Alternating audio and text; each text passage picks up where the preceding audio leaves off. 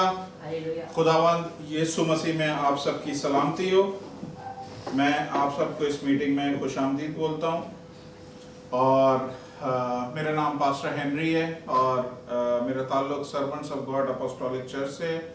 और आज एक दफ़ा फिर आपकी खिदमत में मैं एंड टाइम स्टडीज़ लेके आया हूँ। और गुज़रे हफ्ते हमने वर्ल्ड्स किंगडम के बारे में, जो दुनिया की सल्तनतें हैं या दुनिया की जो हुकूमतें हैं उनके बारे में हमने बाइबल से स्टडी करना शुरू किया था। और उसमें हमने देखा था कि किस तरह से खुदा आप लोगों से कलाम कर रहा है या इस दुनिया से कलाम कर रहा है कि आने वाले वक्तों में ये जो हुकूमतें हैं, ये जो रियासतें हैं, रूलरशिप किंगडम्स जो हैं, ये किस तरह से हमें दिखाएंगी कि यीशु की आमद किस टाइम पे नज़दीक है और किस टाइम पे यीशु की आमद होने वाली है। हालेलुया। मैं अक्सर सोचता हूँ इस बात के लिए, और अक्सर हम जब ट्रैवल करते हैं किसी दूसरे मुल्क की तरफ तो हम देखते हैं कि ट्रैवल करने से पहले हम उस मुल्क के वेदर को स्पेशली स्टडी ज़रूर करते हैं कि हम जहाँ जा रहे हैं वहाँ पे मौसम कैसा होगा, सर्दी होगी, गर्मी होगी, खुश्क होगा या बारिश होगी या बर्फबारी होगी या धूप होगी, कैसा होगा। उस हिसाब से हम अपनी सफ़र का अपने उस ट्रिप का अरेंजमेंट करते हैं और उसी हिसाब से कपड़े खरीदते हैं। उसी हिसाब से हम छतरियाँ, छाता या अम्ब्रेला वगैरह भी लेते हैं और गर्म कपड़े या ठंडे कपड़े, जो कुछ भी उस मौसम के हिसाब से रिक्वायर्ड है उस हिसाब से हम चीज़ें लेते हैं, और ताकि जब हम वहाँ पहुँचें तो हमें कोई परेशानी ना हो। हम दुनिया में सफ़र करने के लिए ये सारी चीज़ों को पहले से चेक कर लेते हैं, पहले से देख लेते हैं। लेकिन अफसोस की बात ये है कि आने वाले दिनों में मैं समझता हूँ हर एक को इस दुनिया से एक सफ़र पे जाना है, एक इस दुनिया को छोड़ के एक नए सफ़र पे जाना है। उस सफ़र पे जाने के लिए हम में से कोई भी किसी किस्म की कोई छानबीन नहीं करता, किसी किस्म की कोई इंक्वायरी नहीं करता कि जिस जगह हम जाने वाले हैं वहाँ के बारे में क्या मालूमात है, वहाँ के बारे में क्या चीज़ें हैं। तो अच्छा होगा कि हम उस लंबे सफ़र पे जो खुदा के पास, खुदा की बादशाही का टाइम है, जब हम इस दुनिया से जाएंगे, मौत के बाद एक नया सफ़र शुरू होगा, हमें उसकी भी तैयारी करने की ज़रूरत है। उसकी भी जानकारी के लिए हमें जानना ज़रूरी है कि हमें किस तरह से अपने आप को तैयार करना है और किस तरह से हम उस सफ़र को अच्छे से इंजॉय कर सकते हैं या हम उस जगह पहुंच सकते हैं जहां हमें जाना है। हालेलुया। तो ये दुनिया के सफ़र, दुनिया की ट्रैवलिंग जो होती है उसमें हम काफ़ी छानबीन करते हैं, लेकिन अपने आखिरत के सफ़र के लिए हम नहीं करते। जो पर्पस मेरा इन स्टडीज़ का है, जो मैं ये आप लोगों के सामने लेके आ रहा हूँ, उसका पर्पस ही यही है कि हम उन चीज़ों के बारे में जानकारी हासिल करें, उन चीज़ों के बारे में इंफॉर्मेशन लें, उन चीज़ों के बारे में मालूमात लें जो होने वाली हैं, जो इस दुनिया पे आने वाली हैं। और ये एंड टाइम से रिलेटेड है, ये हमारे आखिरी सफ़र से रिलेटेड है। इसलिए मैं चाहता हूँ कि आप लोग इस चीज़ पे बड़ा फोकस रखें, ध्यान दें और इस चीज़ पे आप लोग सीरियस होके इस चीज़ को समझने की कोशिश करें। क्योंकि जब फरिश्ता डैनियल के पास आया था तो उसने यही बोला था, तो इसको जान ले और समझने की कोशिश कर।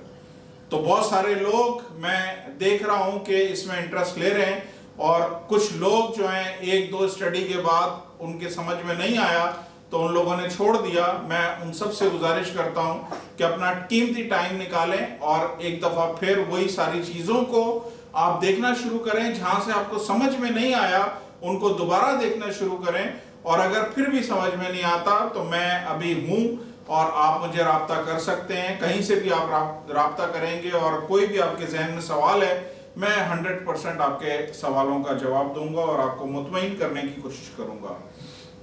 हमने इस सिलसिले में दो तरह की हवाले देख चुके हैं। एक रोया जो खुदा ने डैनियल को दिखाई थी, जिसमें 70 हफ्तों का जिक्र था, वो पूरी सीरीज हमने ऑलमोस्ट ख़त्म कर ली थी। आखिर की जो वर्ष थी वो मैंने पेंडिंग छोड़ी है कि आने वाले वक्तों में हम उस वर्ष को दोबारा से देखेंगे। और हमने फिर पिछले हफ्ते से शुरू किया था कि एक और सिलसिला शुरू किया था वर्ल्ड्स किंगडम के बारे में, कि दुनिया की जो मुमलिकतें हैं या दुनिया की जो हुकूमतें हैं उनको लेके खुदा क्या बात करना चाह रहा है, क्योंकि वो भी डायरेक्टली रिलेटेड हैं हमारे एंड टाइम से, कि इस दुनिया का जब आखिर होगा तो वो वर्ल्ड किंगडम के बारे में जो खुदा ने बताया है कि दुनिया की मुमलिकतें या हुकूमतें हैं ये इस तरह की आएंगी, और जब ये वाली हुकूमत पहुंचे तो समझ लेना कि टाइम नजदीक है, या आखिरत का टाइम, या यीशु मसीह के आने का टाइम, या मुखालिफ मसीह या एंटी क्राइस्ट के आने का टाइम नजदीक है। Hallelujah, hallelujah. तो हमने देखा था कि खुदा ने दो डिफरेंट तरीके से डैनियल से बात करी है। खुदा ने डैनियल को एक टाइम लाइन कैलेंडर दिया है जो कि 490 साल का था। फिर वो 490 साल को हमने बहुत अच्छे से स्टडी किया। फिर दूसरा हमने खुदा ने एक और टाइमलाइन दी, और वो टाइमलाइन नंबर्स में नहीं थी, वो टाइमलाइन गिनती में नहीं थी, किसी अदद में नहीं थी, बल्कि वो टाइमलाइन खुदा ने किंगडम्स को स्टडी करने के लिए दी कि दुनिया की जो किंगडम्स हैं उनको स्टडी करोगे। और ये किंगडम शुरू होती थी नबूकदनेस्सर की किंगडम से। नबूकदनेस्सर जो कि बेबीलोन का बादशाह था, बेबीलोन जिसे हम बाबुल कहते हैं, उसकी हुकूमत या उसकी रूलरशिप से लेके मसीह की रूलरशिप तक का ये पीरियड है जिसको हम स्टडी कर रहे हैं। हालेलुया। तो लास्ट टाइम अगर आप पावर पॉइंट लगाएंगे तो मैं आपको थोड़ा सा बता देता हूं। तो लास्ट टाइम हमने डिस्कस किया था और ये देखा था कि ये एक ख्वाब था, ये एक ड्रीम था जो नबूकदनेस्सर बादशाह को आया था। अब ध्यान से सुनिएगा, ये बड़ा इंपॉर्टेंट है। ये मैं आपको आने वाले टाइम में इसी मैसेज में कुछ और भी बताऊंगा। ये जो ड्रीम है ये एक पेगन किंग को आया है। ये पेगन किंग कहते हैं जो गैर माबूदों को मानने वाला बादशाह है, उसको खुदा ने एक ख्वाब दिया, और ख्वाब में खुदा ने उसके जरिए एक पैगाम पूरी दुनिया के लिए दिया। तो उस पेगन किंग ने, जिसका नाम नबूकदनेस्सर है, उसने अपने ख्वाब में ये देखा कि एक ऐसा बहुत बड़ी मूर्त खड़ी हुई है, बहुत बड़ा स्टैच्यू है, जिसका सर जो है वो सोने का है, जिसके शाने और जिसका सीना जो है और हाथ जो है वो चांदी के हैं, और पेट से लेके रानों तक वो तांबे का है, और रानों से नीचे वो लोहे का है, और उसके नीचे जो है वो कुछ लोहे का और कुछ मिट्टी का है। और हमने स्टेप बाय स्टेप इस चीज को देखा भी था। नेक्स्ट करेंगे। ये वो मुजस्मा है जो हमारे पास अवेलेबल है टेक्नोलॉजी में, तो हम आपको दिखा सकते हैं ताकि आपके लिए समझना इजी हो जाए। नेक्स्ट करेंगे। तो हमने ये देखा था कि ये सर सोने का है इसका। नेक्स्ट, इसके हाथ और सीना जो है चांदी का है। ये इसका पेट और थाइस जो है इसकी, ये तांबे की यानी ब्रास की हैं। ये जो टांगे हैं इसकी, ये आयरन की, लोहे की हैं। और ये जो पैर हैं इसके, ये कुछ लोहे के हैं और कुछ मिट्टी के बने हुए हैं। और हमने जब इसको अनफोल्ड करना शुरू किया, जब इसमें हम अंदर घुसे और देखना शुरू किया, तो हमें समझ में आ गया कि जो सर है, नेक्स्ट ओके, बैक। जो सर है, हमने देखा ये सर कोई और नहीं है, क्योंकि जब दानियल नबी ने इसको एक्सप्लेन करना शुरू किया तो उसने बोला सर जो है, सोने का सर जो है, वो तेरी बाबुल की हुकूमत को बताता है, बेबीलोन की हुकूमत को बताता है, इसे चेल्डियंस रूलरशिप भी बोलते हैं, उसको बताता है। और उसके बाद नेक्स्ट जो था, ये हाथ और उसका सीना जो है वो बताता है मीड्स एंड पर्शियन रूलरशिप को, जो ठीक इनके बाद आई थी, और उन्होंने ये बाबुल से सारी रूलरशिप ली। और बाद में ये ईरानी रूलरशिप कहते हैं, ईरान की रूलरशिप। और ये बाद में दो हिस्सों में बढ़ गए। जो हाथ इसके दिखाए गए, दाएं बाजू और बाएं बाजू, तो एक हाथ जाहिर करता है मीड्स को, जो कि पुराने ईरानी हैं। ईरानी दोनों ही हैं, दोनों ईरानी कौम है, लेकिन एक पुराने टाइप की ईरानी कौम है और एक थोड़ी सी मॉडर्न उस जमाने की ईरानी कौम थी। तो आप समझ लें ऐसे ही था जैसे इंडिया को अगर देख लें तो एक ही मुल्क इंडिया है, लेकिन उसमें से तामिल और केरला जो है दो अलग अलग नेशंस हैं, या दूसरी डिफरेंट बिहार है या कोई और जगह है जहां से एक ही मुल्क से दो किस्म की नेशंस निकल रही हैं। पाकिस्तान को देख लें, सिंधी हैं, पंजाबी हैं, लेकिन पीछे से ये सब पाकिस्तान से आ रहे हैं। तो इस तरह ये जो मीड्स और पर्शियन गवर्नमेंट थी, ये आगे चल के दो हिस्सों में डिवाइड हो गई। एक मीड्स कहलाती है, उसे मीडो भी कहते हैं, और दूसरी पर्शियन जो कि मॉडर्न पर्शियन थे, उनमें डिवाइड हो गई। उसके बाद नेक्स्ट हमने देखा था ये जो इसका पेट है, और जो पेट से लेके इसकी रानों तक, थाइस तक का जो हिस्सा है, ये जाहिर करता है ग्रीक रूलरशिप को, जिसमें हमने देखा था कि ये रूलरशिप लेके जो आया था बंदा, वो अलेक्जेंडर द ग्रेट, जिसे सिकंदर आजम बोलते हैं, वो लेके आया था। और उसके बाद ये रूलरशिप जो है ज्यादा अरसे नहीं चली और ये रूलरशिप खत्म हो गई। और उसके बाद ये रूलरशिप जो है इनसे रोमन्स ने ले लिया, और रोमन्स की जो रूलरशिप है वो लोहे की है। नेक्स्ट, ये लोहे की रूलरशिप है जो बताया जाता है कि ये रोमन्स थी। बाद में ईस्ट और वेस्ट रोमन्स हो गए थे, जो दाएं लेग और बाएं लेग यानी राइट लेग और लेफ्ट लेग के बारे में उसे डिवाइड करता है कि east Roman and west Roman. उसके बाद हम नेक्स्ट करिएगा, हम जब पैरों पे पहुंचे थे, ये पैर जो है मिक्स हैं, ये लोहे को और मट्टी को दोनों को जाहिर करते हैं। और इस पे पहुंच के हमने अपना पिछला मैसेज रोक दिया था, क्योंकि मैं एक तो टाइम मेरा हो गया था, दूसरा ये था कि मैं इसको सेपरेटली अलग से आपको समझाना चाहता था, क्योंकि ये एक ऐसा अपने आप में टॉपिक है जिसमें बहुत सारे ओपिनियन हैं, बहुत सारे लोगों के डिफरेंट ख्यालात हैं। लोगों के नहीं बोले, अगर मैं बोलूं क्रिश्चियन थियोलॉजियन के मुख्तलिफ किस्म के उस पे ऑब्जर्वेशन है, तो ये गलत नहीं होगा, क्योंकि कुछ थियोलॉजियन ये समझते हैं कि ये होगा, कुछ थियोलॉजियन ये समझते हैं कि वो होगा। तो मैंने दोनों चीजों को स्टडी किया है और मुझे एक नई चीज नजर आई है, मैं आपके सामने दोनों रख देता हूं, और फिर अपना भी जो ख्याल है जो मुझे खुदा ने समझाया है वो भी मैं आपके सामने पेश कर देता हूं। तो ये अगर हम वर्स निकालेंगे तो आपको समझ में आ जाएगा। डैनियल 2:33, उसके बाद दोबारा से ये पिक्चर लगा दीजिएगा।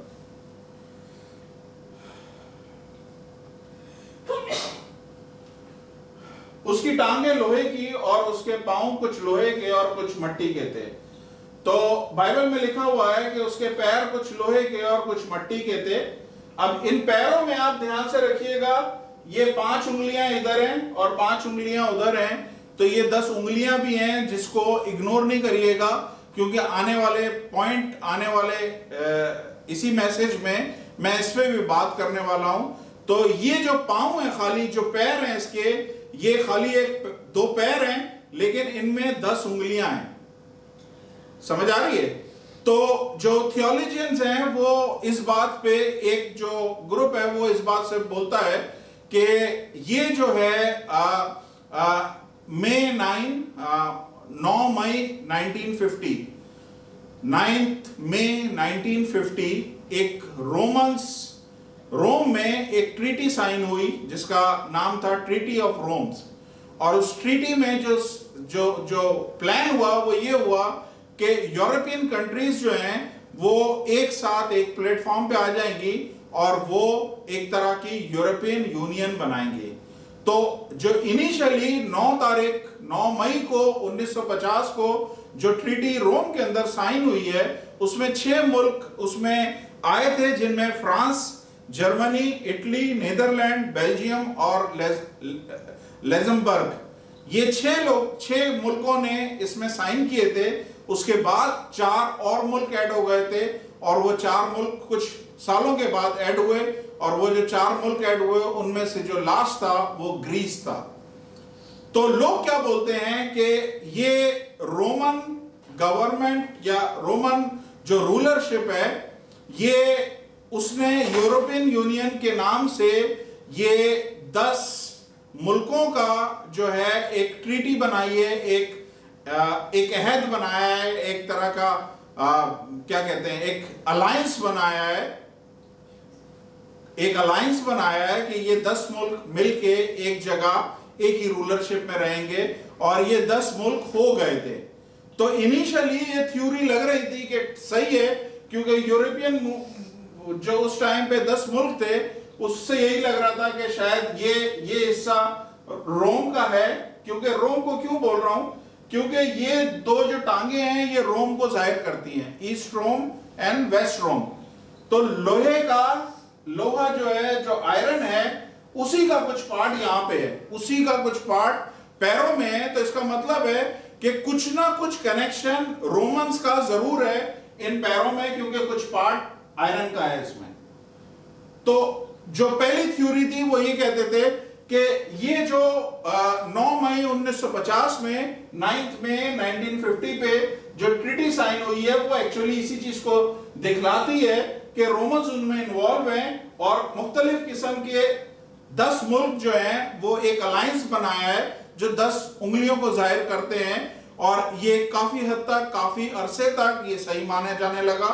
लेकिन आज अगर आप देखें तो ये बाइबल में, आगे मैं बताऊंगा, ये 10 उंगलियों का जिक्र है, लेकिन डिफरेंट तरीके से है।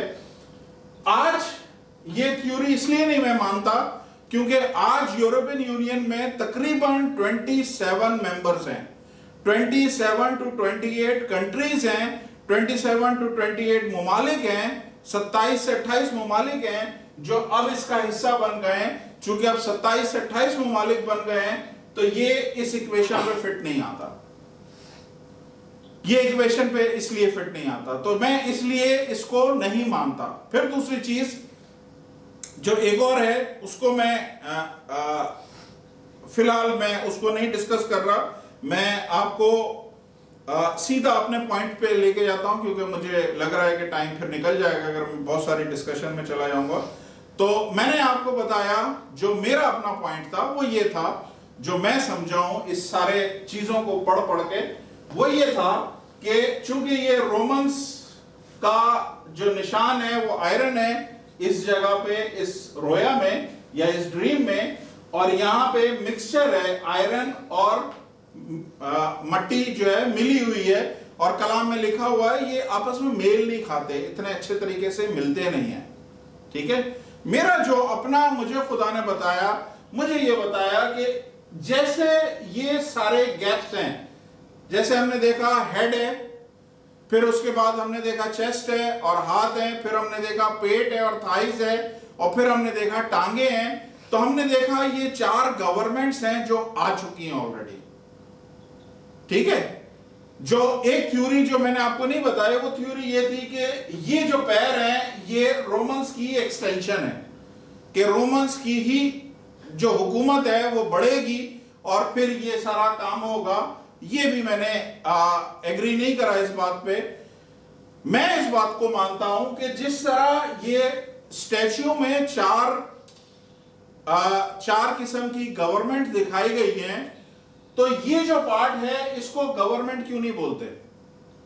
ये भी एक गवर्नमेंट है, और इसके साइज के हिसाब से ये पता चल रहा है एक बहुत ही छोटी सी गवर्नमेंट है। छोटे अरसे के लिए या थोड़े अरसे के लिए ये गवर्नमेंट है, बट है गवर्नमेंट। और इसमें भी कोई शक नहीं है, क्योंकि इसमें आयरन मिला हुआ है कि ये गवर्नमेंट जो है ओरिजिनेट होगी, ये रोम से ही ओरिजिनेट होगी।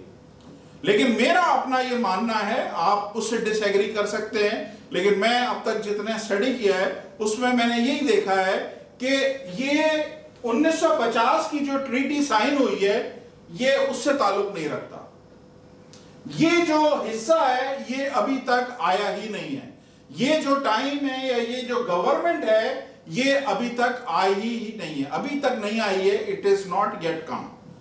तो ये आने वाली है, और जब आएगी तो हमें ये नजर आएगा कि ये एग्जैक्टली 10 पे रुकेगी।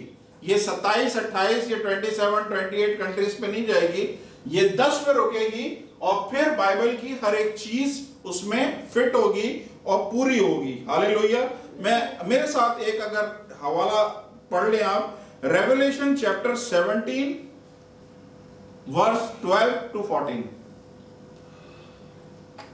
मुकाशफा 17 बाब 12 से 14 आयत तक। मुकाशफा 17 बाब 12 से 14 आयत, रेवलेशन चैप्टर 17 वर्स 12 टू 14। अब देखिए इसमें क्या लिखा हुआ है, और ये आपने याद रखना है, इसमें भूलना नहीं है, क्योंकि इसमें बड़ी जबरदस्त बात खुदावंद यीशु मसीह ने यूहन्ना को मुकाशफे में बताई है। और वो क्या बोल रहे हैं यहाँ पे, और वो 10 सींग जो तूने देखे हैं 10 बादशाह हैं। उधर क्या है, 10 उंगलियां थी, जिसको कुछ लोग इंटरप्रेट इस तरह कर रहे थे कि वो 10 किंगडम होंगी जो उस रोमन्स के साथ या उस आयरन के साथ वो मिक्स होंगी। ठीक है, यहां पे रेवलेशन में ये चीज क्लियर कर रहा है, वो जो 10 सींग तूने देखे हैं वो 10 बादशाह हैं। अभी तक उन्होंने बादशाही नहीं पाई है। ये रेवलेशन बोल रहा है कि अभी तक उनको किंगडम नहीं मिली है, मगर उस हैवान के साथ घड़ी भर के वास्ते बादशाहों का सा इख्तियार पाएंगे। तो ये जो है छोटी छोटी जो उंगलियां हैं, और यहां पे रेवलेशन में उसको हॉर्न्स की तरह दिखाया गया है, सींग की तरह दिखाया गया है। बताया जा रहा है कि ये 10 बादशाह होंगे, लेकिन बादशाह नहीं होंगे, बादशाहों का इख्तियार इन्हें थोड़ी देर के लिए मिलेगा, क्योंकि हम जो पोर्शन स्टडी कर रहे हैं वो सिर्फ पैरों का कर रहे हैं। It's a very small portion. तो इसका मतलब है ये जो गवर्नमेंट आने वाली है, जो इस हैवान की गवर्नमेंट आने वाली है, ये बहुत थोड़े अरसे के लिए होगी, और उसमें 10 बादशाह जो 10 सींगों की तरह, 10 हॉर्न्स की तरह हैं, वो उठेंगे और वो बादशाहों का इख्तियार पाएंगे, पर बादशाह होंगे नहीं वो। नेक्स्ट, उन सब की एक ही राय होगी, और वो अपनी कुदरत और इख्तियार उस हैवान को दे देंगे। वो जो 10 रूलर्स उठेंगे, जिसको 10 उंगलियां या 10 हॉर्न्स के तौर पे बताया जाता है, वो 10 रूलर क्या करेंगे, वो अपनी सारी अथॉरिटी जो है उस एंटी क्राइस्ट को या उस आखिरी रूलर को दे देंगे, जिसका मैंने बताया पैर वाला हिस्सा है, और वो एंटी क्राइस्ट का रूलर है। और वो बर्रे से लड़ेंगे, और बर्रा उन पे गालिब आएगा, क्योंकि वो खुदावंदों का खुदावंद और बादशाहों का बादशाह है, और जो बुलाए हुए हैं और बरगजीदा हैं, वफादार उसके साथ हैं, वो भी गालिब आएंगे। तो यहां पे हमने देखा कि ये जो छोटा सा पैर वाला हिस्सा हमने देखा था। Go back to that, I will read in English, okay. These have one mind and shall, oh, next 11 from 11, I think. 12, okay. And the 10 horns which thou sawest are 10 kings, which have received no kingdom as yet, but receive power as king. As king means they will receive the power of king, but they will not be a king. Okay, as king, 1 hour with the beast. Okay. Beast is the Antichrist. These have one mind and shall give their power and strength unto the beast. Next. These shall make war with the Lamb, and the Lamb shall overcome them. For he is Lord of lords and King of kings, and they that are with him are called and chosen and faithful. Hallelujah. तो हमने यहाँ पे देखा कि Bible बताती है वो जो 10 उंगलियां थी, can you go back to the yes 10 fingers, या तो यहां पे जो 10 उंगलियां हैं, मुकाशफा इसको बता रहा है कि ये 10 टाइप की रूलर्स होंगे, जिनके पास किंगडम नहीं है, लेकिन किंग्स जैसे उनके पास अथॉरिटी और इख्तियार होगा।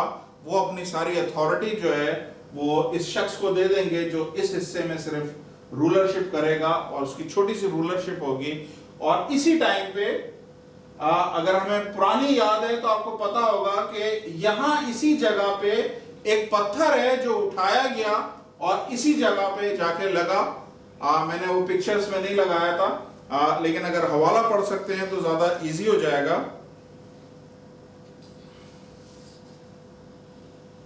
Can you read Daniel 2:41 to 44?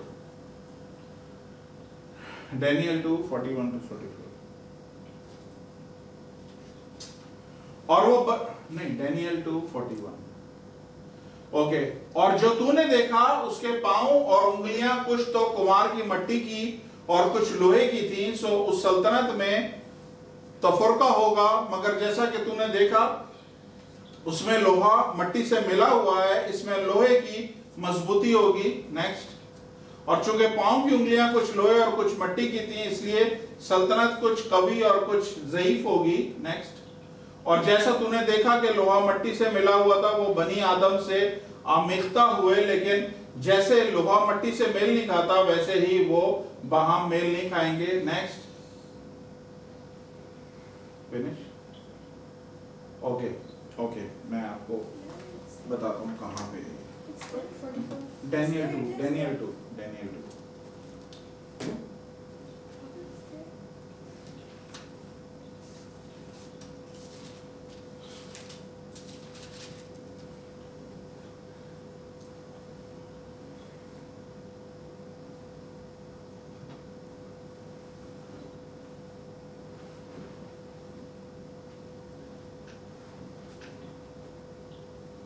अच्छा, Daniel 2:33 से पढ़ेंगे। Daniel 2:33, दानियाल 2 बाब और उसकी 33वीं आयत से पढ़ेंगे। उसकी टांगे लोहे की और उसके पांव कुछ लोहे के और कुछ मट्टी के थे। तू उसे देखता रहा यहां तक कि एक पत्थर हाथ लगाए बगैर ही काटा गया और उस मूरत के पांव पर जो लोहे और मट्टी के थे लगा और उनको टुकड़े टुकड़े कर दिया। नेक्स्ट, तब लोहा और मट्टी, तांबा, चांदी, सोना टुकड़े टुकड़े किए गए, ताबिस्तानी खलियान के भूसे की मानंद हुए और हवा उनको उड़ा के ले गई, यहां तक कि इनका पता ना मिला। और वो पत्थर जिसने इस मूरत को तोड़ा था एक बड़ा पहाड़ बन गया और तमाम जमीन पे फैल गया। Hallelujah. Can you go to the feets only?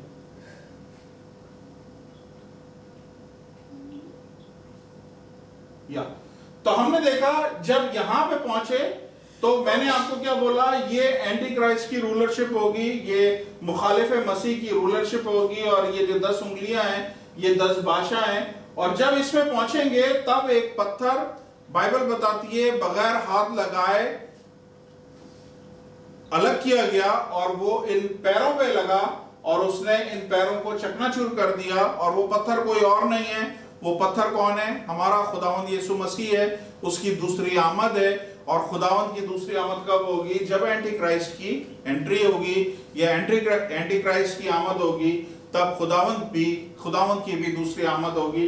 उस टाइम पे खुदावंद ये सबको चकनाचूर करेगा और जितने भी मेटल्स इसमें लगे हुए हैं सब के सब टूट जाएंगे, सब के सब खत्म हो जाएंगे। क्यों खत्म हो जाएंगे?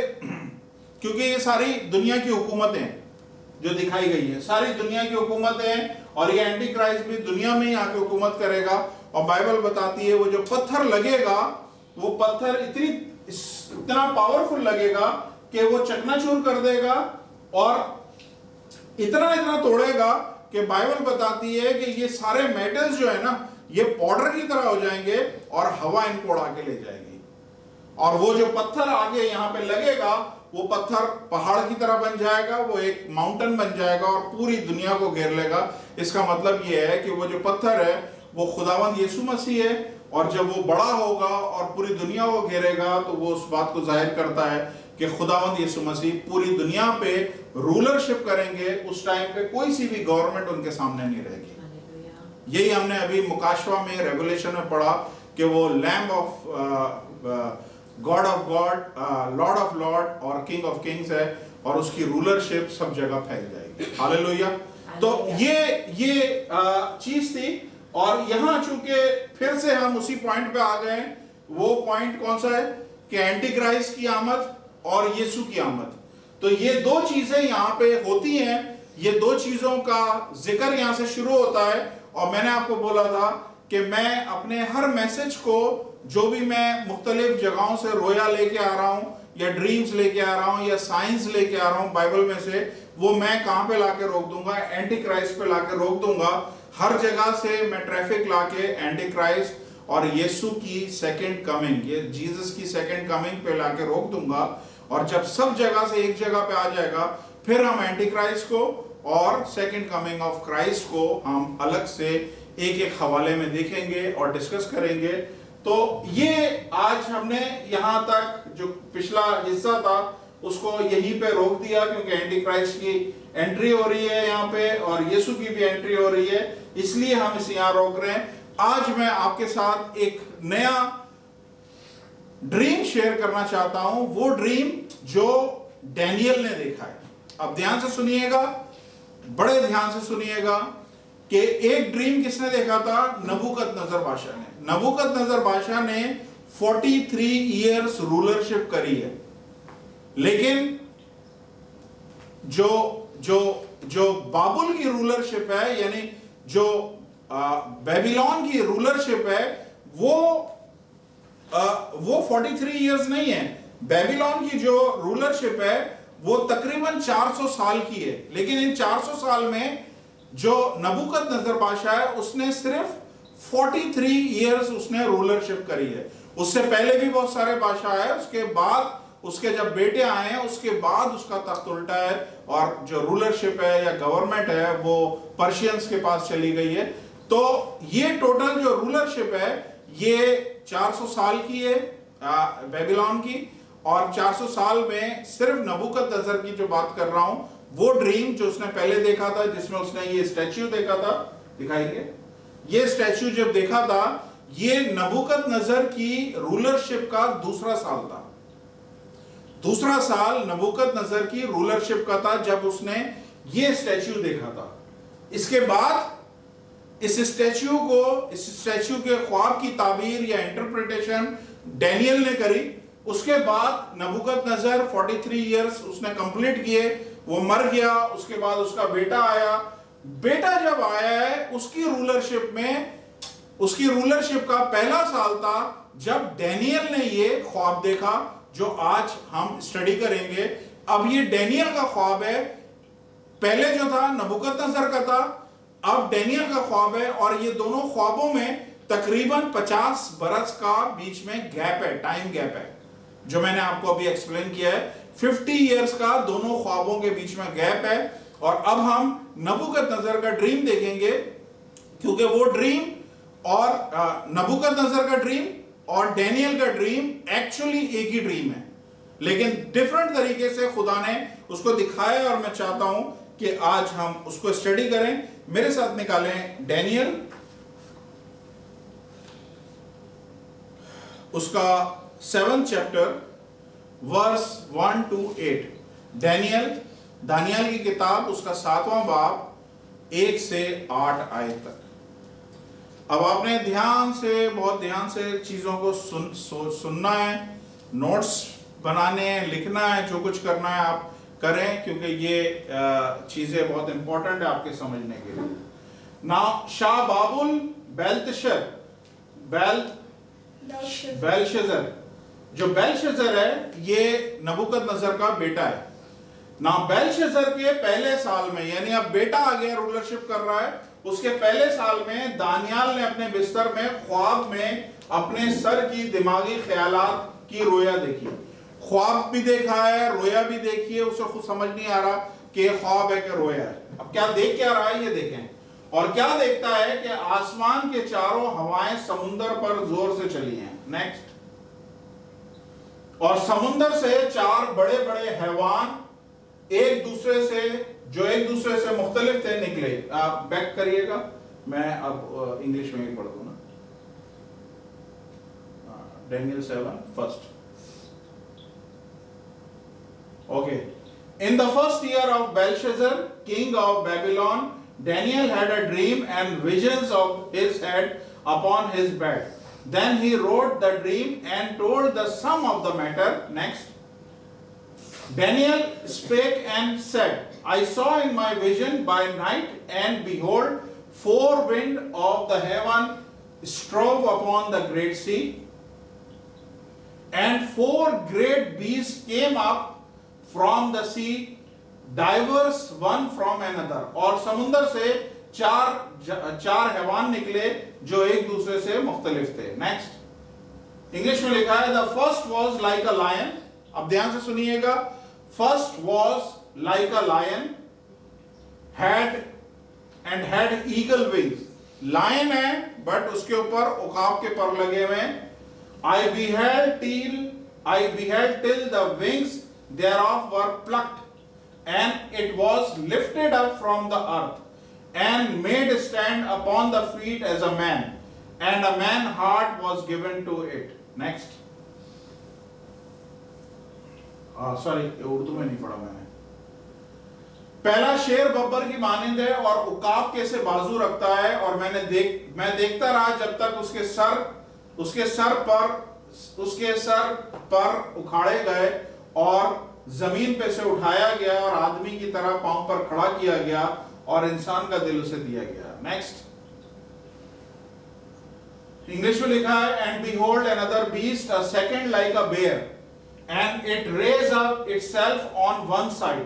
एक साइड पे एक बेर है, एक रीच है जो एक साइड से यूं करके खड़ा हुआ है। And it had 3 ribs in his mouth of it between the teeth of it, and they said thus unto the arise devour much flesh। और क्या देखता हूं, एक दूसरा हैवान रीछ की मानिंद है और वो एक तरफ से सीधा खड़ा हुआ है और उसके मुंह में उसके दांतों के दरमियान 3 पसलियां हैं और उन्होंने उससे कहा उठ और कसरत से गोश्त खा। Next After this I beheld, and lo, another like a leopard, which had upon the back of it 4 wings of the foal, and beast had also 4 heads, and dominion was given to it। फिर मैंने नजर की और क्या देखता हूं कि एक हैवान जो तेंदुए की मानिंद है, जिसकी पीठ पर परिंदे के से 4 बाजू हैं और उस हैवान के 4 सर थे और सल्तनत उसे दी गई। Next after this I saw in the night vision and behold a 4th beast, dreadful and terrible and strong exceedingly, and it had great iron teeth, it devoured and brake in pieces and stamped the residue with the feet of it, and it was diverse from all the beasts that were before it, and it had 10 horns। आगे 10 horns याद रखिएगा। 10 horns क्या हैं? जिसका मुकाशफे में हमने पढ़ा कि 10 उसके सींग होंगे, 10 horns होंगे, और फिर हमने उसमें देखा उसकी 10 उंगलियां थी पैर की। फिर मैंने रात को रोया में देखा और क्या देखता हूं कि चौथा हैवान हौलनाक, हैबतनाक और निहायत जबरदस्त है। उसके दांत लोहे के बड़े बड़े थे और वो निगल जाता था, टुकड़े टुकड़े करता था, और जो कुछ बाकी बचता था इसको पांव से लताड़ता था, और ये उन सब पहले हैवानों से मुख्तलिफ था और उसके 10 सींग थे। नेक्स्ट आखिरी आयत 8। I considered the horns, and behold, there come up among them another little horns। Now, अब ये ध्यान से सुनिएगा। Now, I considered the horn, and behold, there came up among them another little horns, before whom there were 3 of the first horns plucked up by the roots, and behold, in this horn were eyes like the eyes of men, and a mouth speaking great things। मैंने उन सींगों पर गौर से नजर की और क्या देखता हूं कि इनके दरमियान से एक छोटा सा सींग निकला है, जिसके आगे पहलों में से 3 सींग जड़ से उखड़ गए, और क्या देखता हूं कि उस सींग में इंसान की सी आंखें हैं और एक मुंह है जिससे घमंड की बातें निकलती हैं। हालेलुया। अब मैं चाहूंगा कि आपको पिक्चर्स के साथ मैं दिखाऊं ताकि आपको इजीली समझ में आ जाए। Can you go to the slide?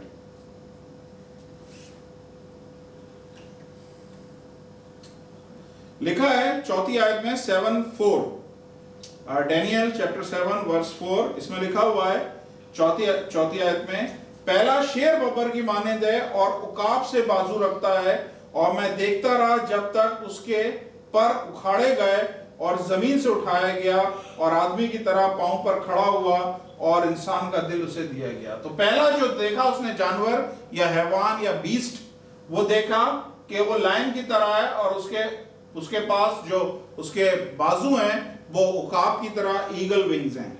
Next, और फिर क्या देखता हूं कि एक दूसरा हैवान रीछ की मानिंद है और एक तरफ से देख रहे हैं आप, एक तरफ से उसने पैर उठाया हुआ है और एक तरफ से सीधा खड़ा हुआ है, और उसके मुंह में उसके दांतों के दरमियान 3 पसलियां हैं, 3 ribs। और उन्होंने कहा उठ और कसरत से गोश्त खा। ये दूसरा बीस्ट है जिसको ये बताया गया, बोला गया बेयर। ओके नेक्स्ट, ये तीसरा है। फिर मैंने नजर की और क्या देखता हूं, एक और हैवान है जो तेंदुए की मानिंद है, जिसके पीठ पर परिंदे के से 4 बाजू हैं। तो तेंदुआ जो है इसे कहते हैं लेपर्ड, और इसके 4 सर हैं और 4 ही इसके पर हैं।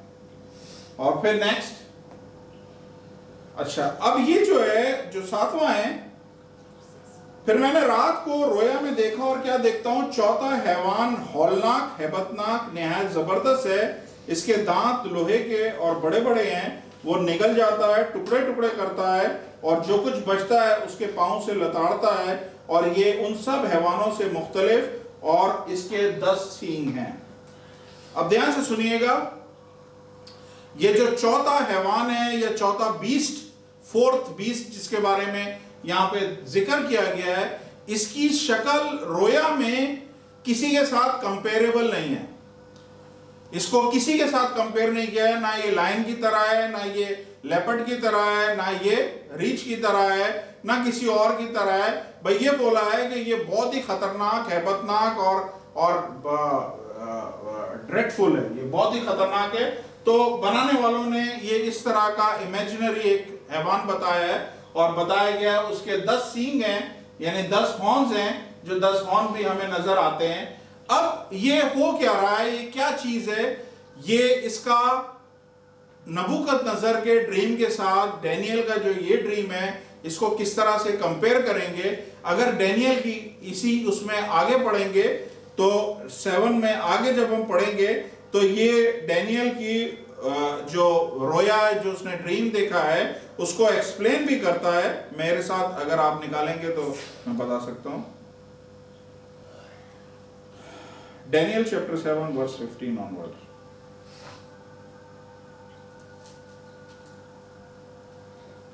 मैं उर्दू में पढ़ता हूं, टाइम तेजी से निकल रहा है। मुझ दानियाल की रूह मेरे बदन में मलूल हुई और मेरे दिमाग के ख्यालात ने मुझे परेशान कर दिया। नेक्स्ट,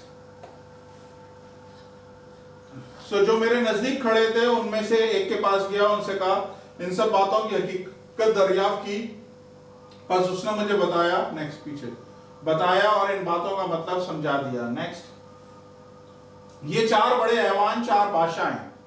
उसने जो देखा था, स्टैच्यू देखा था, और स्टैच्यू में जगह जगह पे जो उसके डिफरेंट मेटल हैं, वो 4 बादशाहों को 4 किंगडम्स के बारे में बताया था। 5वीं किंगडम अलग है। ये 4 बड़े हैवान 4 बादशाह हैं जो जमीन पर बरपा होंगे। नेक्स्ट, लेकिन हक ताला के मकदस लोग सल्तनत ले लेंगे और अबद तक, हाँ अबद तक इसकी सल्तनत के मालिक रहेंगे। बाइबल में लिखा है कि अब वो ले लेंगे। तो डैनियल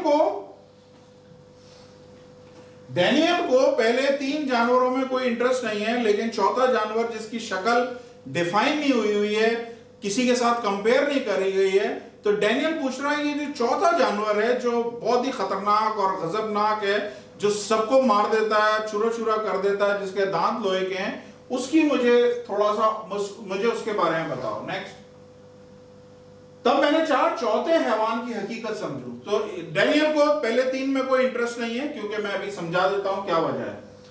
तब मैंने 4 चौथे हैवान की हकीकत समझू जो इन सब से मुख्तलिफ और निहायत हौलनाक था, जिसके दांत लोहे के, नाखून पीतल के थे, और जो निगलता था, टुकड़े टुकड़े कर देता था, जो कुछ बाकी बचता था उसको पांव से लताड़ता था। नेक्स्ट, और 10 सींगों की हकीकत जो उसके सर पर थे, और उसके सींग को जो निकला है, जिसके आगे 3 सींग गिर गए, यानी जिस सींग की आंखें थी और एक मुंह था, जो बड़े घमंड की बातें करता था, और जिसकी सूरत उसके साथियों से ज्यादा रौबदार थी। नेक्स्ट, मैंने देखा वही सींग मुकद्दसों से जंग करता है और उन पर गालिब आता है। तो यानी वो जो 10 सींग हैं वो 10 बादशाह हैं, जो पैर की 10 उंगलियां हैं, और जो एक सींग उभरा है, और जो सींग उभरा है वो है एंटी क्राइस्ट।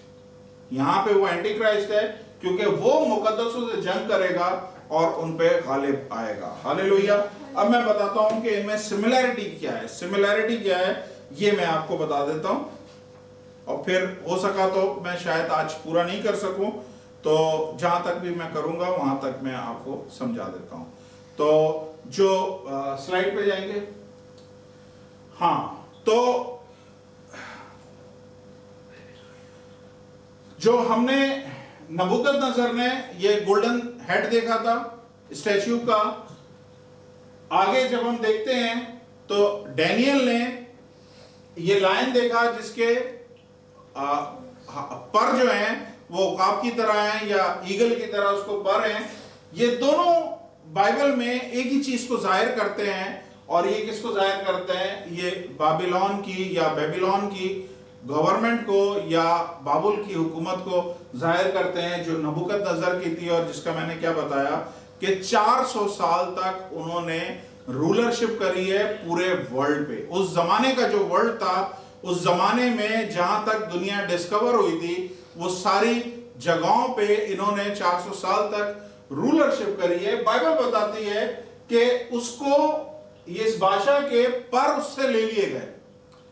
जो पर उससे ले लिए गए उसके बारे में बाइबल में डैनियल 4 बाब में लिखा हुआ है कि ये जो बादशाह नबूकदनेस्सर था, इसको कुछ घमंड की वजह से खुदा ने बोला कि तू जो है इंसानों में से निकल जाएगा और तू जानवर की तरह जमीन पे घास खाएगा, तेरे नाखून बढ़ जाएंगे, तेरे बाल बढ़ जाएंगे, और 7 साल तक तू इंसैनिटी में होगा। इंसैनिटी कहते हैं होश आवास में नहीं होगा। वो 7 साल जो हैं खुदा ने इसके ऊपर रखे थे। इसका मतलब ये है कि वो जो ईगल विंग्स थे, जो इख्तियार था, वो उससे ले लिया गया, और फिर बाइबल में लिखा है कि उसको एक इंसान का दिल दिया जाएगा। तो 7 साल के बाद यही नबूकदनेस्सर बादशाह जब जानवर बन गया, घास फूस खाता था, ये इसको कुछ नहीं होश था, 7 साल के बाद खुदा ने इसको दोबारा से होश आवास में लेके आया, और 7 साल के बाद दोबारा से इसे बादशाह बनाया। और जब बादशाह बनाया तो यही नबूकदनेस्सर बादशाह जो था, ये एक हम्बल किंग बना, क्योंकि ये वही टाइम की बात है जब उसने दानियाल को गिर के सजदा किया, उसके दोस्तों को सदरक मेशक अबदनगो थे उनको बाबुल में सर बुलंद किया। ये वो शख्स था जो बोलता था कि जो दानियाल का खुदा है वही असल में खुदा है, बाकी और कोई खुदा नहीं है। तो ये उसको हम्बल करने के लिए ये सारी चीजें दी गई। तो जो नबूकदनेस्सर का ड्रीम था और जो डैनियल का ड्रीम था, दोनों एक ही बात को बता रहे हैं। अच्छा, मैं आपको क्या बताना चाह रहा हूं, ये बहुत इंपॉर्टेंट पॉइंट है। नबूकदनेस्सर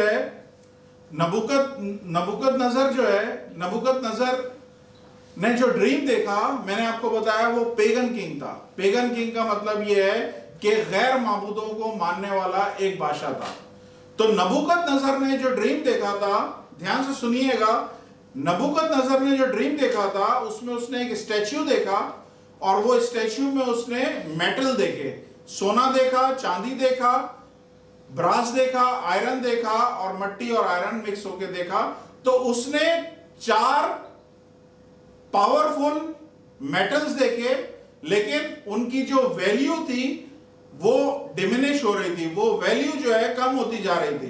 ध्यान से सुनिएगा, जो गैर माबूदों का जो बादशाह था, जो गैर माबूदों को मानने वाला था नबूकदनेस्सर, उसने जो एक ड्रीम देखा, उसमें उसने कुछ रौनक देखी। रौनक का मतलब है ग्लिटर देखा, उसने सोना देखा, उसने चांदी देखा, उसने ये सारी चीजें देखी। ध्यान से सुनिएगा, ये एक ही ड्रीम है, देने वाला कौन है? खुदा है। और खुदा ने जब उसे ड्रीम दिया तो उसका जो पॉइंट ऑफ व्यू है या उसका जो एंगल उस ड्रीम को देखने वाला है, वो एंगल से वो सारी चीजें चमकती हुई नजर आ रही हैं, सोने चांदी की नजर आ रही हैं, उसे कीमती चीजें नजर आ रही हैं।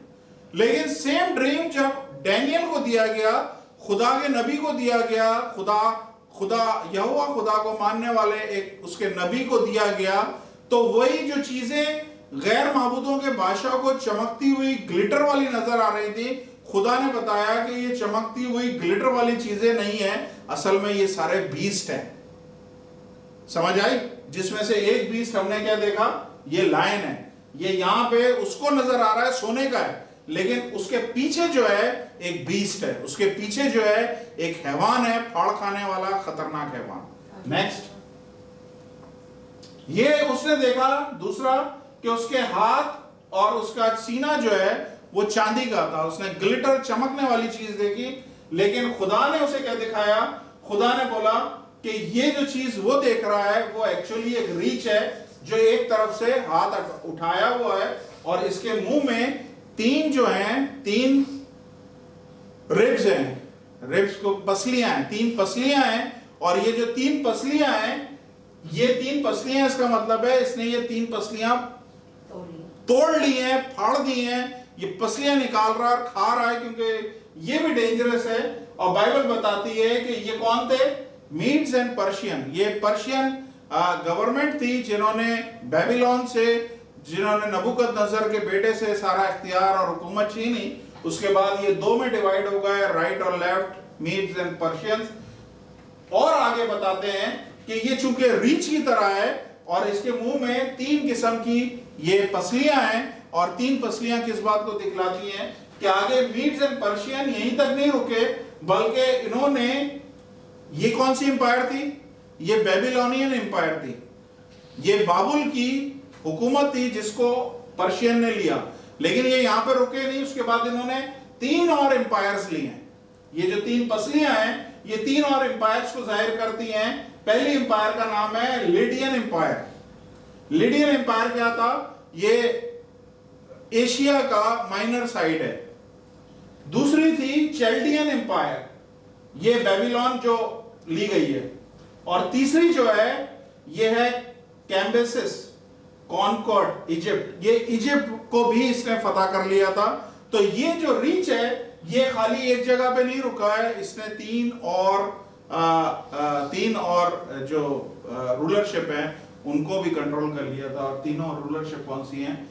एक बेबीलोन की, एक लिडियन और तीसरी कैम्बिसिस। अब इसका उर्दू मुझे नहीं आती है। ये तीन रूलरशिप ली है जो इस बात को दिखाती है। नेक्स्ट, फिर उसने देखा कि जो उसका पेट और उसकी थाइस हैं वो तांबे की हैं। जो हमने देखा ये कौन सी है? इसे कहते हैं ग्रीशियंस किंगडम, जिसे हमने बाद में बोला था अलेक्जेंडर द ग्रेट। ये कौन है? सिकंदर आजम की हुकूमत है। और यहाँ पे ये ख्वाब दानियल ने देखा, और इसने देखा किसको? इसने देखा लेपर्ड को। और लेपर्ड के चार मुंह हैं और चार पर हैं। और लेपर्ड खुद क्या है? लेपर्ड एक फास्टेस्ट जानवर है, चीते के बाद बड़ा तेज दौड़ता है। और ये चीज जो डैनियल ने देखी, उसने देखी तो उसको ये पता चला कि जो तीसरा रूलर आएगा वो बड़ा तेजी से आएगा, उसकी स्पीड होगी, वो तेजी से आएगा और तेजी से सारी चीजों को कॉन्कर कर लेगा, सारी चीजों को कॉन्कर कर लेगा और सारी चीजों पे हुकूमत करेगा। और हमें हिस्ट्री में नजर आता है अलेक्जेंडर द ग्रेट वही था जिसने ये सारी चीजों को बड़ी तेजी से उसने सारी चीजों पे कंट्रोल हासिल किया। लेकिन 33 साल की उम्र में खुद मर गया। और जब वो मर गया तो बाइबल बताती है इसके 4 सर हैं और 4 पर हैं। तो ये इस चीज की डेफिनेशन हिस्ट्री में मिलती है कि जब अलेक्जेंडर द ग्रेट मरा है तो उसकी जो एम्पायर थी, जो उसकी किंगडम थी, वो 4 किंगडम्स में डिवाइड हो गई। ये 4 मुंह जो हैं वो 4 किंगडम्स को जाहिर करते हैं, 4 में डिवाइड हो गई। जो यहां पे मैंने लिखा है ग्रीस एंड मैसिडोनियन, ये किंगडम बनी। फिर थ्रेस एंड एशिया माइनर दूसरी बनी। फिर मिडिल ईस्ट और एशिया तीसरी बनी। और इजिप्ट और फलस्तीन जो है ये चौथी किंगडम में। ये जो किंगडम थी जो सिकंदर आजम की थी, जो ब्रास की किंगडम है या जिसको हम लेपर्ड किंगडम बोलते हैं, ये सारी जो है आगे 4 में डिवाइड हो गई और वो ये डिवीजन है। नेक्स्ट, फिर हमें नजर आता है रोमन्स गवर्नमेंट आई है। और रोमन्स गवर्नमेंट के ये आयरन है। और आयरन आपको पता है कि इन सारे मेटल्स में सबसे पावरफुल आयरन है। आयरन जो है सोने को भी मोड़ देता है, आयरन सबको कर देता है, खराब कर देता है, सबको बर्बाद कर देता है। और ये जो चौथा बीस्ट है जिसको हमें समझ में नहीं आ रहा था ये चौथा बीस्ट क्या चीज है, उसकी शक्ल किस तरह है, ये रोमन गवर्नमेंट को जाहिर करता है। और ये ठीक सिकंदर आजम के फौरन बाद इन्होंने आया, ये लोग आए, इन्होंने टेक ओवर किया। और सारी दुनिया जानती है कि सबसे ज्यादा बारबेरियन, सबसे ज़्यादा ब्रूटल, सबसे ज़्यादा सफाक ख़तरनाक किस्म की गवर्नमेंट थी। खून की नदियाँ बहा दी थी। जब मैंने आपको डैनियल के 70 वीक के बारे में बताया था कि जो यरूशलेम है और हैकल है, ये सब इन लोगों ने तबाह करी है। इनके इनके इनके अकाउंट पे दुनिया की सबसे हैबतनाक सजाएं हैं, दुनिया की सबसे ज़्यादा डेंजरस और पेनफुल जंगें हैं जो इनके टाइम पे हुई हैं, इसलिए इसको ये बोला जाता है। अब हम आ गए दोबारा से नेक्स्ट। अच्छा, अब हमारे पास पॉइंट आता है, ये एक छोटा सींग है। वो छोटा सींग क्या है जो हमने थोड़ा सा स्टडी किया है और हमें पता चल गया कि वो जो छोटा सींग है वो एक्चुअली कौन है? एंटी क्राइस्ट है, जो अपीयर होगा, जो आएगा। और जो 10 सींग हैं, ये वो 10 बादशाह हैं जिनके बारे में मुकाशवा में बताया गया है कि ये 10 बादशाह जो हैं अपना इख्तियार जो है ये इस एक सींग को दे देंगे, यानी इस एंटी क्राइस्ट को दे देंगे, जो हमने उसमें देखा, नबूकदनेस्सर के ड्रीम में देखा, जो पैरों को जाहिर करता है, पैर जो लोहे और मिट्टी के बने हुए हैं। हालेलुया। इसके बाद हम आगे जरूर बढ़ेंगे, आगे भी बहुत कुछ है मेरे पास बोलने के लिए, लेकिन मेरा टाइम खत्म हो गया है, इसलिए मैं इस सेशन को यहीं पे रोकता हूँ। और खुदा ने चाहा ये 2 चीजें एक जैसी थी, इसलिए मुझे अच्छा लगा कि चूंकि एक ही चीज पे बात हो रही है तो अच्छा है कि 2 ड्रीम्स को या 2 रोयाओं को एक ही जगह इकट्ठा कर लिया जाए, ताकि आपको समझ में आ जाए कि ये दोनों एक ही चीज को जाहिर कर रहे हैं। अपनी आंखों को बंद करें और खुदावंद से इस कलाम को रखने के लिए फजल मांगे कि ये कलाम जो आपने सुना है ये आपकी जिंदगी से कोई निकाल के लेके ना जाए। हालेलुया। मैं दुआ करता हूँ सबके लिए। खुदावंद आसमानी बाप, आपका शुक्र करता हूँ, आपके नाम की तारीफ करता हूँ। आप मेहरबान खुदा हो, आपकी शफकत अब्दी और वफादारी पुश दर पुश रहती है। खुदावंद वो हकीकतें जो आपने अपने कलाम में छुपा के रखी हैं, वो मुकाशफे जो खुदावंद आपने अपने कलाम में छुपा के रखे हैं, खुदावंद हम खुश नसीब या खुश ब्लेस्ड लोग हैं कि हम पे वो आपने आश्कार करी, हम पे आपने रिवील करी उन चीज़ों को। और खुदावंद मैं आपका अदना सा खादिम होते हुए इन बड़ी बड़ी चीज़ों को आज इस काबिल हुआ हूँ कि मैं एक्सप्लेन कर सकूँ, मीडिया पे एक्सप्लेन कर सकूँ, ताकि बेशुमार लोग, बेशुमार बाइबल स्टूडेंट्स, बाइबल टीचर्स और खुदावंद अहबाब ये सेमिनरीज का हिस्सा बन सकें।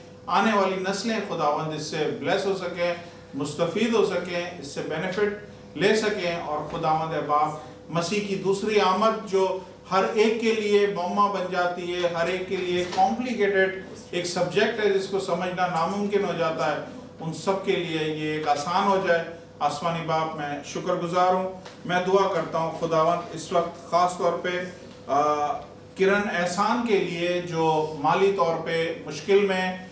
खुदावंद आसमानी बाप, हम ईमान रखते हैं कि हमारा खुदा सबकी मुश्किलों को दूर करना जानता है। खुदावंद हम ईमान रखते हैं कि हमारी हर एक ज़रूरत आपके अजायब ख़जाने से, आपके अजायब खुदावंद हेवनली ट्रेजर से खुदावंद आपकी हमारी सारी ज़रूरतें पूरी होती हैं। खुदावंद आसमानी बाप, मैं दिल से इस वक्त अपनी फैमिली के साथ यहाँ पे खड़े होके इस बात पे मुत्तफिक हूँ खुदावंद कि आप सिस्टर किरण एहसान के घर पे खुदावंद अपना रहम कीजिए। खुदावंद इस घर की तरफ देखिए और खुदावंद अहबाब हर किस्म के माली बहरान को, हर किस्म के फाइनेंशियल क्राइसिस को यीशु मसीह नासरी ख़त्म कीजिए। खुदावंद अहबाब, ये लोग जो परेशान हैं, डिप्रेशन का शिकार हो रहे हैं, खुदावंद कि आने वाले दिनों में क्या होगा, कैसे होगा, किस तरह से खुदा किस तरह से हम जिंदगी आगे गुजारेंगे। खुदावंद एक बड़ा क्वेश्चन मार्क ना सिर्फ इनके लिए खुदावंद, बेशुमार मेरे ख्याल से आधी दुनिया के लिए एक बड़ा क्वेश्चन मार्क है। मैं आसमानी बाप जानता हूँ खुदावंद कि आप आसमान पे से अपनी मुट्ठी खोलते हो तो ज़मीन पे सारे लोगों को उनका खाना खुराक मिलती है। खुदावंद आसमानी बाप, अपनी मुट्ठी को खोल के रखिए, स्पेशली इस फैमिली के लिए, और इनको मुहैया कीजिए। इनकी ज़िंदगी में किसी चीज़ की कमी ना हो। और इनकी तरह बेशुमार लोग जो माली तौर पे परेशान हैं, यीशु मसीह नासरी ए बाप, इनके घर का चूल्हा बंद होने वाला ना हो, ये लोग भूखे सोने वाले ना हो, इनके सारे अखराजात खुदावंद है बाप ये टाइम पे देने वाले हों। यीशु मसीह नाम से आपका शुक्र करता हूँ, आपके मुबारक नाम से मांगता हूँ, आमीन आमीन।